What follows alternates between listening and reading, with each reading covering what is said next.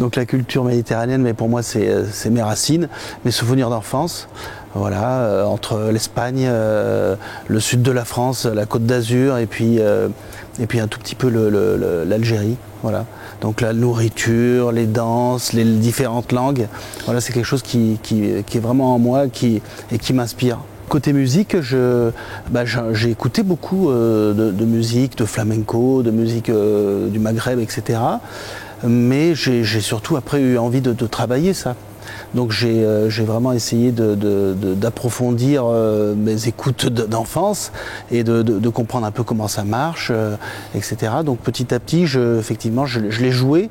J'ai joué ces musiques-là bien dans un premier album que j'ai sorti en 2004, je crois, avec le premier groupe Manguina, là où on faisait un petit peu de chant séfarade avec une guitare flamenca, avec aussi des rythmes du Maghreb.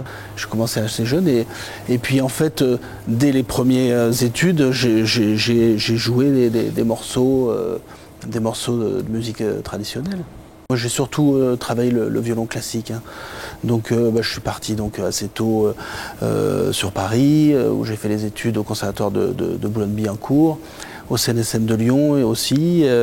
Et je dirais que c'est après ces études que je suis revenu petit à petit aux sources, quoi, hein, besoin de revenir aux sources, même si je n'ai jamais vraiment laissé tomber, mais j'avais peu d'occasion de jouer, moins qu'en classique en tous les cas. La musique classique a beaucoup compté parce que ça m'a appris une grande discipline, déjà instrumentale, ça m'a appris une grande discipline d'écoute, rythmique, mélodique, ainsi de suite.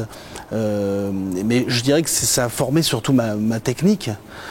Et donc du coup, quand je suis revenu après à des morceaux plus traditionnels, plus populaires, c'est vrai qu'on n'a pas forcément de limite technique, quoi. On peut vraiment aller au-delà et effectivement dans le jazz commencer à improviser. Dans les musiques traditionnelles, c'est vrai qu'on improvise souvent. Oui.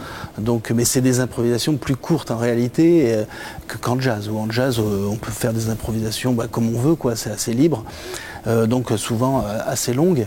Et donc c'est pourquoi le jazz? Parce que c'est vrai que ça m'a appris justement à mieux improviser, ça m'a appris à avoir des idées, à concevoir une improvisation, etc. Et puis parce que le langage du jazz est vraiment très particulier et très très intéressant. Enfin moi ça me parle beaucoup aussi. C'est un jazz plutôt moderne, où je dirais que c'est plutôt teinté de jazz parce qu'il y a des gens qui savent jouer cette musique sur ce disque. Mais c'est des thèmes originaux que j'ai écrits avec des rythmiques assez aussi originales que j'ai pensées, des structures aussi originales en fait j'ai essayé de tout penser à l'avance pour que quand ils arrivent on puisse jouer directement. Alors il y a toujours ce moment d'improvisation qu'on retrouve comme en jazz, mais parfois les thèmes sont un peu plus longs. J'ai essayé un peu comme dans UCM où les thèmes commençaient à devenir un peu plus longs. Là, c'est encore un peu plus écrit, un peu plus structuré. Là, la différence, c'est que ça sonne pas musique du Maghreb, quoi. C'est autre chose. Et je dirais que même sur deux thèmes, Dream et The Earth, je me suis complètement, je dirais peut-être que me suis trouvé peut-être, c'est-à-dire que là je suis sorti de mes influences, etc. et j'ai trouvé une musique vraiment qui va directement avec ce que je voulais faire passer. Je pense que je me suis petit à petit, je le sentais ces dernières années avec United Colors qui m'a beaucoup apporté. Je me suis tourné vraiment vers le désir d'écriture que j'avais. Et petit à petit, je suis arrivé à trouver vraiment, petit à petit, parce que j'ai encore du chemin à parcourir, mais vraiment mon écriture. Et je pense j'espère continuer avec un prochain album, aller encore plus loin dans ce sens. Oui, il y a 2 chansons, oui. Alors ça, justement, c'est un petit peu le retour à la musique traditionnelle, c'est-à-dire que, en fait, tout en cherchant, je me suis aperçu qu'il y a...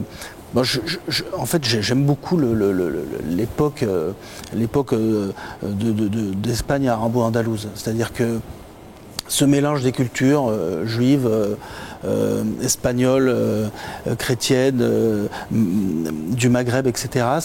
C'est vraiment un mélange qui aujourd'hui encore, même quand on va se promener en Andalousie, on voit que ce pays a été marqué par ça.